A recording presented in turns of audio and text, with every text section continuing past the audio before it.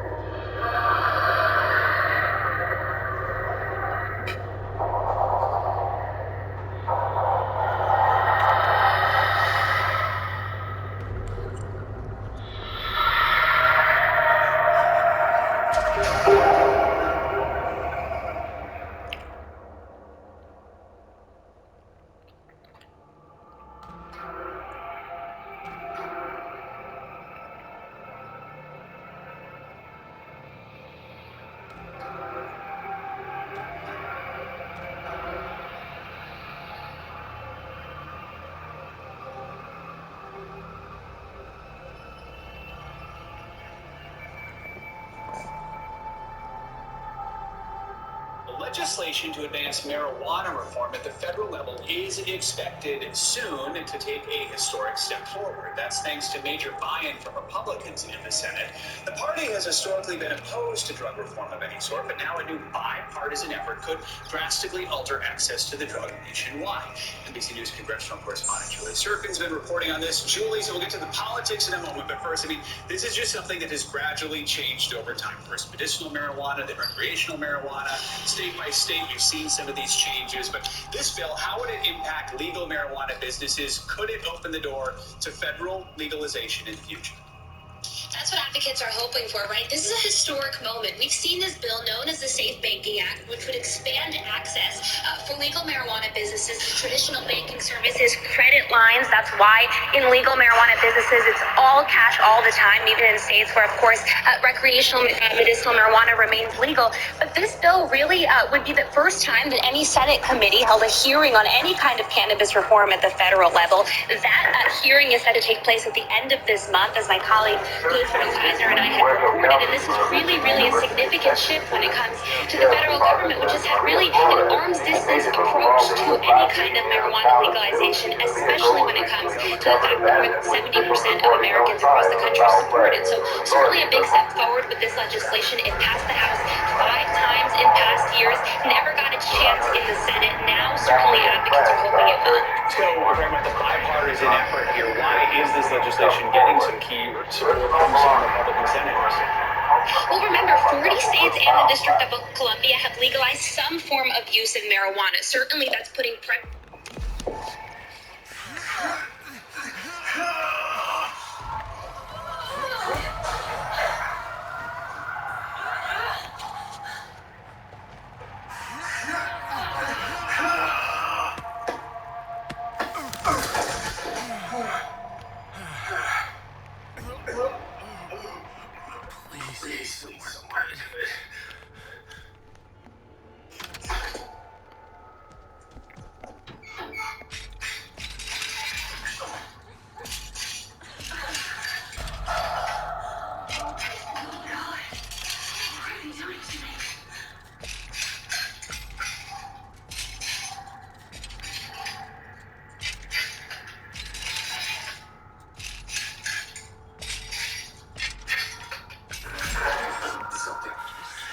What do we have here?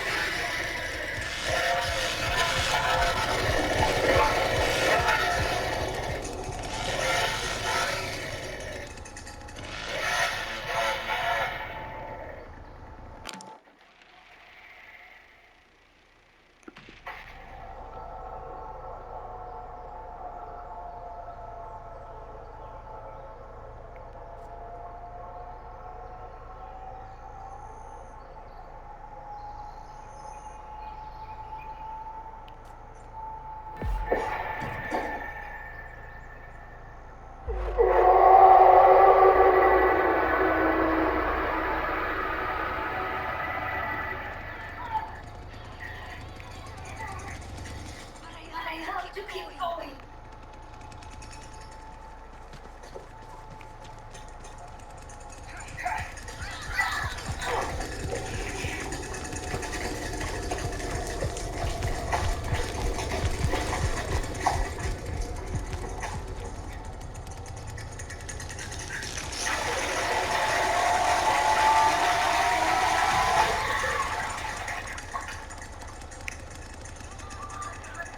Keep going.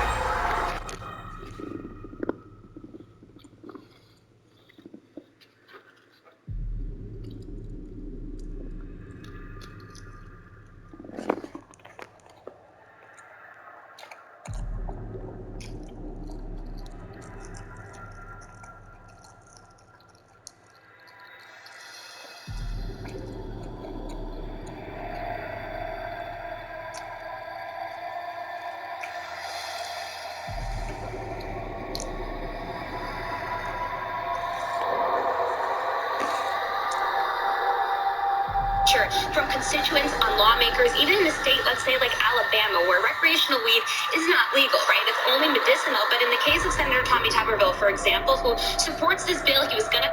Though his iconic weapon is a chainsaw, Leatherface has used everything from his bare fists to sledgehammers to kill his victims. Or he might just incapacitate them and hang them up on meat hooks so he can skin them alive.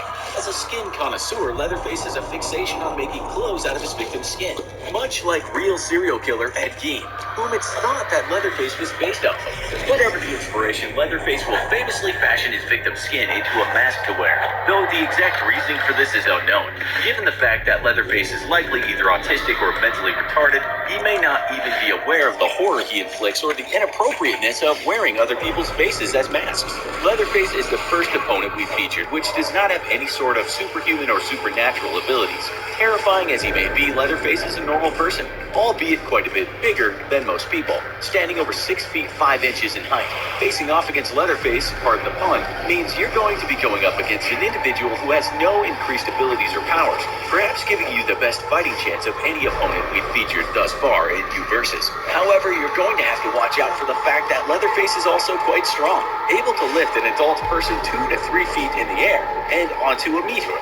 And that takes some serious upper body strength, so you're probably not going to want to get into a punching match. Leatherface also has some resistance to pain, and this may be physiological, such as the inability to feel pain for people who suffer from anhidrosis. Seeing as Leatherface does react to pain, however, it's likely that he's simply psychologically better able to handle extreme amounts of pain compared to the normal person.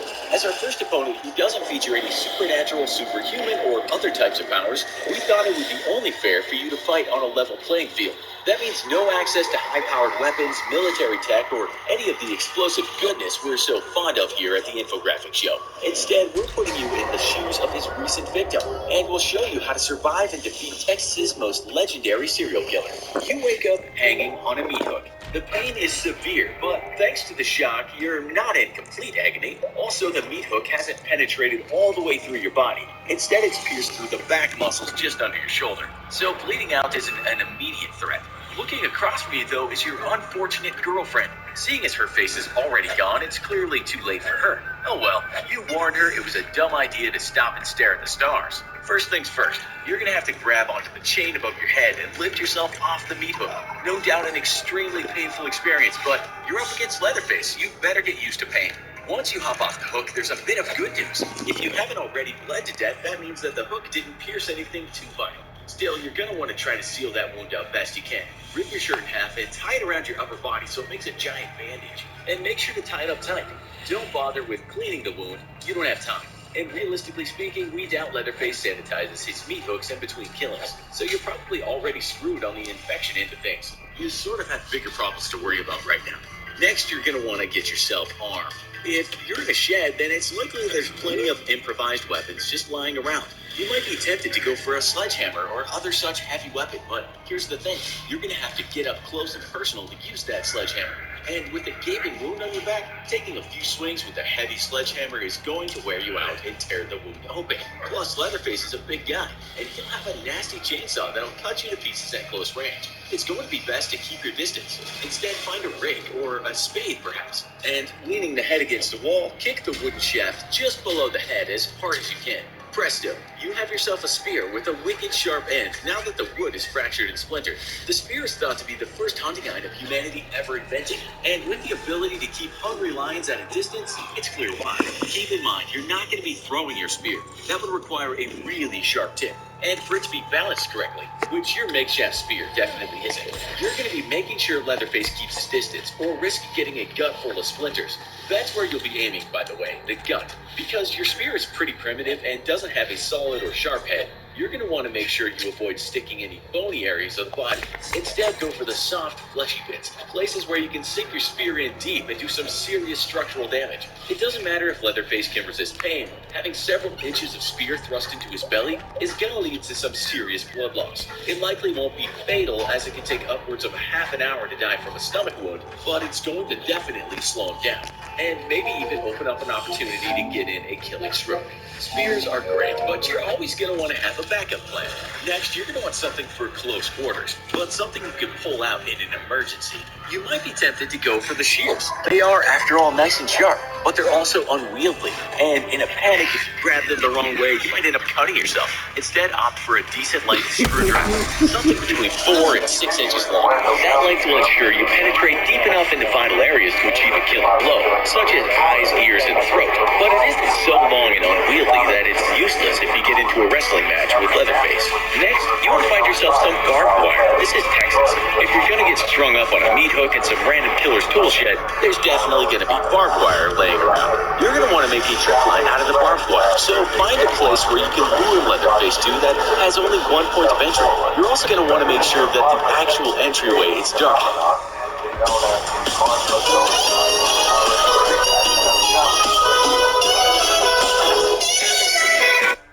With little, if any, direct light shining on it. That's because you're going to make an ankle-high trip line by straightening the barbed wire from one end to the other. It's vital that you keep the wire right around ankle height. If you place it too high, then it's likely Leatherface will just simply crash through it. You want to exploit physics by placing the trip line so low that Leatherface's center of gravity is too high up for him to compensate when he starts falling forward and trips over like a pendulum. Keeping the trip line in the shadows will help hide it, but you're not done. You're going to place a second trip line about face level. Forming this one, you're going to make sure this is tightly fastened. With a pair of pliers, you're going to then turn the individual blocks of wire so that they face parallel to the wire and outwards at the approaching Leatherface. This will ensure that the physical profile of the wire is very small. So when Leatherface runs forward, you're able to see the jump. You'll also surface never once tonight. Your next preparation will be to find some turpentine or something similarly irritating, such as paint thinner, which again should be easy to find in a Texas tool shed. Once you got it, sprinkle it pretty liberally over both of the barbed wire trip lines. And for good measure, go ahead and pour it over the hound of your speed. Once you're ready and armed, go ahead and call out to Leatherface. Unlike most psychopaths, he doesn't seem to have any particular weakness to insult and taunt. So just play scared, scream and cry, maybe yell about how badly you don't want your skin turned into a mask. Leatherface should quickly respond, looking to secure his final kill. As he rushes through the pre-trap doorway, he'll run into both trip lines simultaneously. The first line downward his ankle will cut into his ankle flesh and hurt it, causing him to fall. The second line will catch him in the face. And because you fastened it more loosely than the first, the force of it falling will cause it to yield as he falls, instead of simply stopping the fall. As he falls and the second line gives way, it will severely damage his face, hopefully storing some pretty deep lacerations around his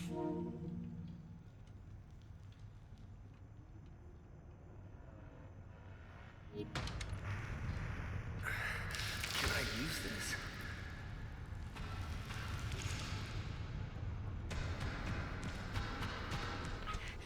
Okay, stay calm. You can use this.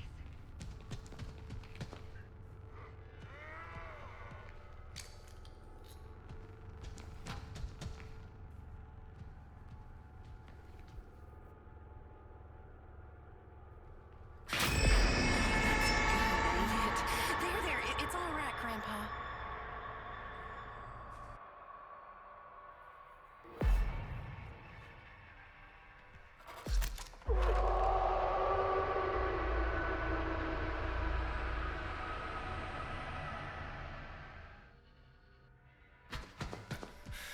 What do we have here?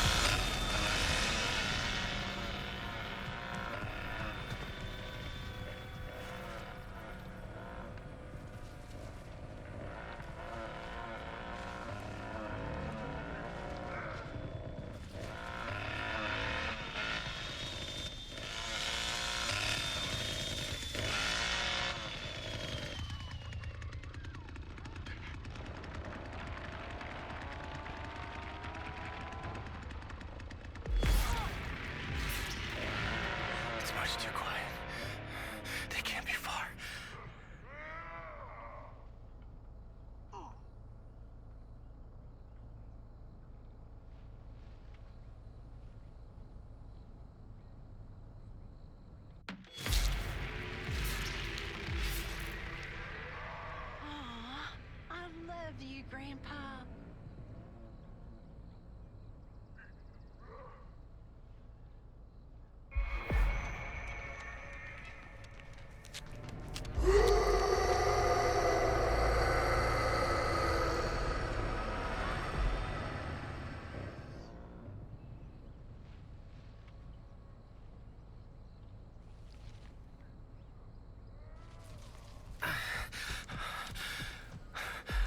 Where is everybody?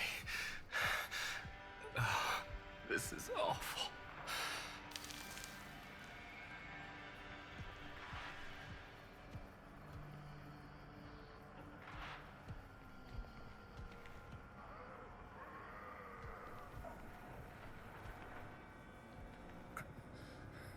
Yes, I can use that.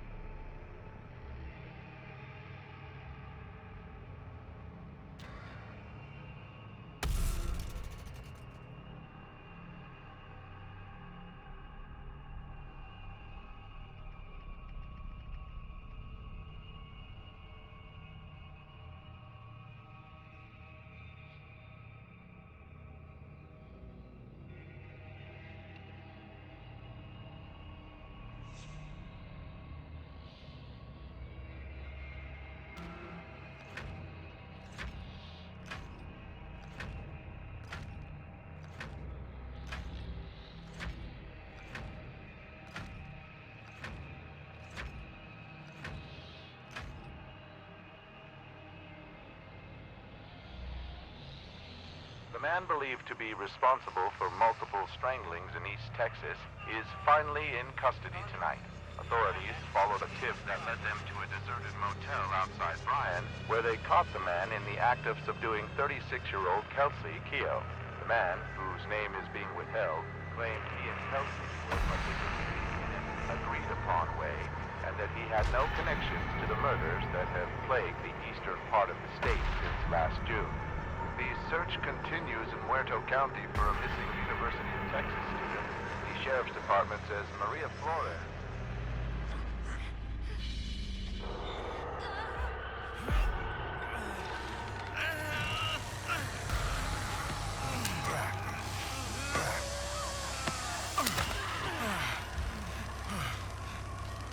I have to find you. What the hell happened? I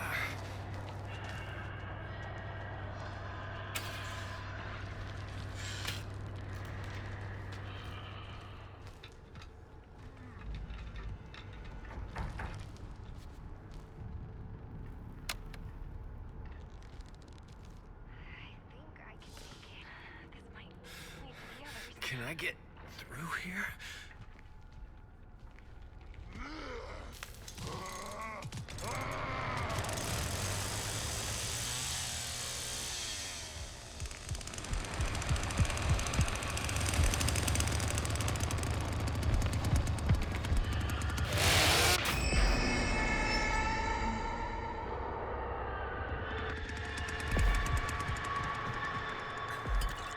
Better than nothing.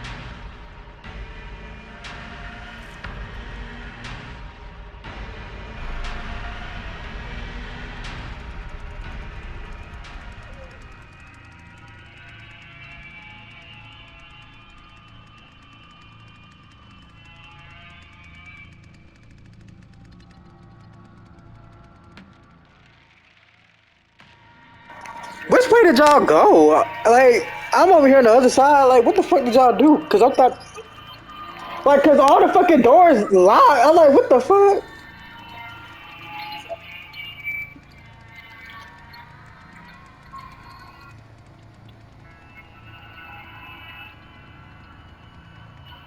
Oh, I thought y'all went this way. I was wondering why all the doors, I mean, the gates was locked.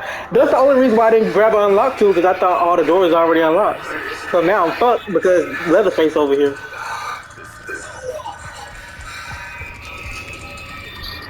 Hopefully they don't see my ass. I mean, this is a good little hiding spot right here, though. I think if they leave from over here, I got it.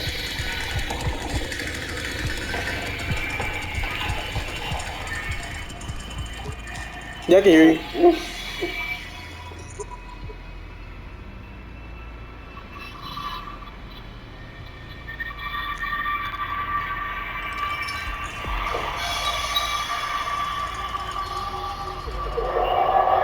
The thing is, I don't even think they know which way y'all exited at. So, which means I probably could just go over there. Because they clearly over here, they think you escaped over here.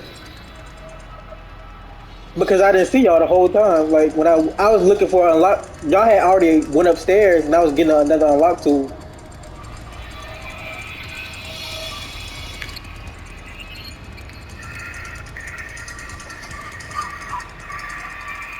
They keep circling around over here.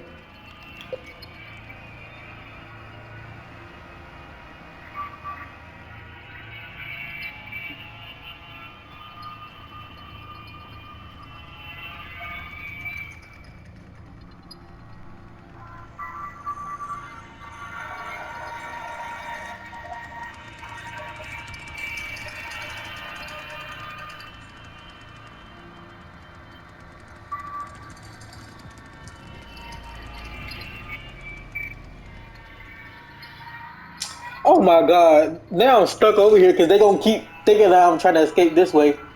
Just like the easy escape. If I would have had another unlock tool, I could have escaped already, but.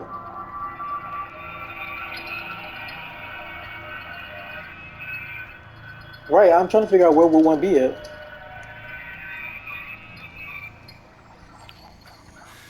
What do we have here?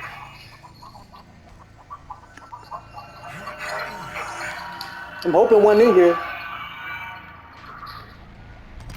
Oh yeah, I see, I see.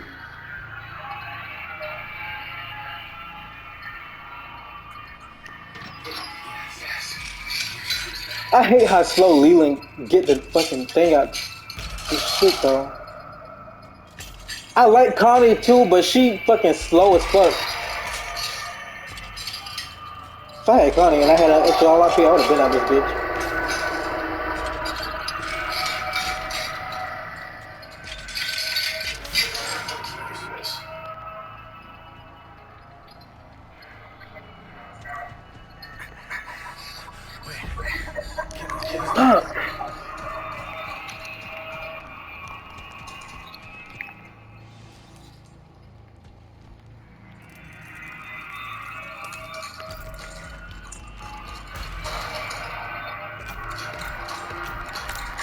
Try not to rush. If I can get unlocked, I can shove in one good time.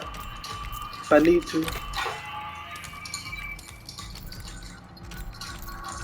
Right, then I'm gonna have to go back over there and do the same shit.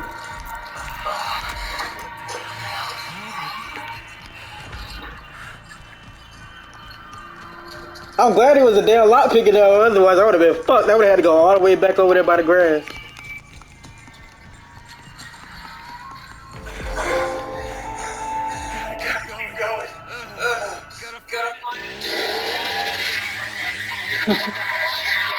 So hold on, everybody escaped except for one person?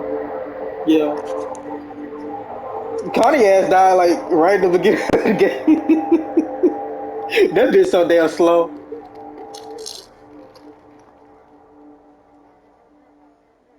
Shut up, bitch.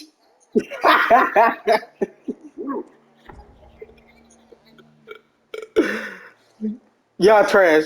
Bye, bitch.